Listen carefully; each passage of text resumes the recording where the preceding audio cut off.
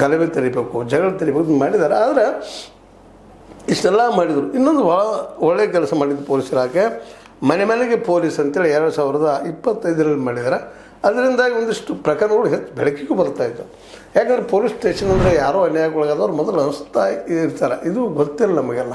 ಯಾಕಂದರೆ ಪೊಲೀಸ್ ಸ್ಟೇಷನ್ಗೆ ಹೋಗ್ತೀವಿ. ಇವಾಗ ನಾನು ನನ್ನ ಮುಂದೆ ನಡೆದಂಥ ಅನೇಕ ಘಟನೆಗಳು ನೋಡಿದ್ದೀನಿ. ನಾನು ಸ್ವಲ್ಪ ಸಾಯಂಕಾಲ ಆದರೆ ಕೆಲವೊಬ್ಬರು ಮಹಿಳೆ ಏನೋ ಅವ್ರಿಗೆ ಪಾಪಕ್ಕೆ ಗಂಡ ಪಡೆದದ್ದು ಏನೋ ಮಾಡಿದ್ದ ಒಂದಿಷ್ಟು ಆಗಿರ್ತದೆ.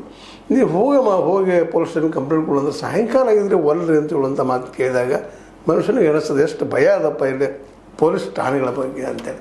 ಅಲ್ಲೇನೇನು ನಡೆಯುವಂಥದ್ದು. ಅದರಲ್ಲೂ ಇತ್ತೀಚೆಗೆ ಈ ಸರ್ಕಾರದಲ್ಲಿ ನಾವು ನೋಡಿದ್ವಿ ಅನೇಕ ಪೊಲೀಸರು ಈ ಒಂದು ದೌರ್ಜನ್ಯ ನಡೆದು ಅಷ್ಟೆಲ್ಲ ಈ ಮಾಫಿಯಾದಲ್ಲೇ ಇನ್ನೊಂದರಲ್ಲಿ ಭಾಗಿಯಾಗೋದ್ರಲ್ಲಿ ಸಿಕ್ಕಾಕೊಂಡಿದ್ದು ನಾವು ನೋಡ್ತಾ ಇದ್ದೀವಿ.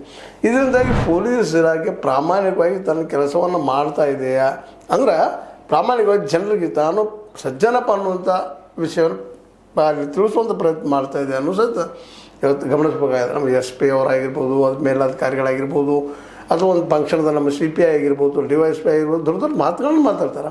ಆದರೆ ವಾಸ್ತವವಾಗಿ ಪೊಲೀಸ್ ಸ್ಟೇಷನ್ಗೆ ಹೋದಾಗ ಭಾಳಷ್ಟು ಜನರ ಕೈ ಅನುಭವ ಏನಪ್ಪ ಅಂದ್ರೆ ಅವ್ರು ಮಾತಾಡೋ ಭಾಷೆ ಬಗ್ಗೆ ಬಂದಿದ್ದಾಗೆ ಭಯ ಇರ್ತದೆ. ಮಾತಾಡೋದ್ರ ಜೊತೆ ಒಂದೆರಡು ಬಿದ್ದು ಬಿಡ್ದವ ಅನ್ನೋಂಥ ಭಯನೂ ಇರ್ತದೆ. ತಪ್ಪು ಮಾಡಿದಾಗ ಇರ್ತದೆ, ಇಲ್ಲಂತಲ್ಲ.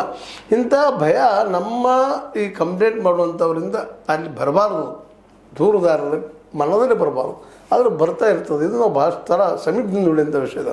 ಅದಕ್ಕೆ ಮಾತು ಹೇಳಬೇಕಾಗಿದೆ. ಆದರೂ ಸರ್ಕಾರ ಆ ದಿಶೆಯಲ್ಲೇ ಪೊಲೀಸ್ ಇಲಾಖೆಯನ್ನು ಇನ್ನಷ್ಟು ನಾಗರಿಕವಾಗಿ ತಯಾರು ಮಾಡುವಂಥದ್ದು, ಜೊತೆಗೆ ಪ್ರಾಮಾಣಿಕವಾಗಿ ಅವ್ರ ಪೇಮೆಂಟ್ ಹೆಚ್ಚು ಮಾಡಿ ಅವ್ರ ಬದುಕು ನಡೆಯುವಂಥ ಒಂದು ವ್ಯವಸ್ಥೆ ಮಾಡಿದ್ದಾರೆ. ನಿಶ್ಚಯವಾಗಿ ಅವರು ಭ್ರಷ್ಟ ಆಗುವುದಿಲ್ಲ. ಬಟ್ ಭಾಳಷ್ಟು ಪೇಮೆಂಟ್ ತೊಗೊಳೋರು ಸಹಿತ ಭ್ರಷ್ಟರಿದ್ದಾರೆ ಈ ವ್ಯವಸ್ಥೆಯಲ್ಲೇ. ಯಾಕಂದರೆ ಅನೇಕ ನಾವು ಲೋಕಾಯುಕ್ತ ದಾಳಿಯನ್ನು